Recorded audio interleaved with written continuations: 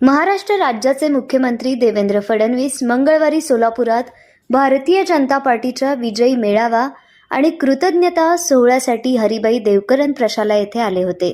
या पार्श्वभूमीवर सोलापूर महानगरपालिकेचे प्रभाग क्रमांक 22 चे भाजप नगरसेवक किसन जाधव यांनी आपल्या परिवारातील विवाह सोहळ्यास उपस्थित राहण्याची विनंती मुख्यमंत्र्यांना केली होती।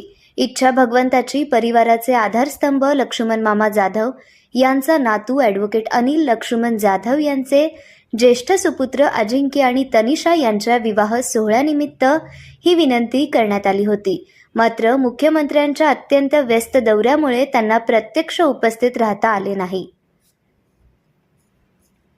तरीही माजी आमदार राम सातपुते यांच्या मोबाईलद्वारे मुख्यमंत्री देवेंद्र फडणवीस यांनी किसन जाधव यांच्याशी संवाद साधत नवदाम्पत्यास मनपूर्वक शुभाशीर्वाद दिले। तसेच लवकरच सोलापूर दौऱ्यादरम्यान जाधव परिवाराची भेट घेण्याची ग्वाहीही त्यांनी दिली।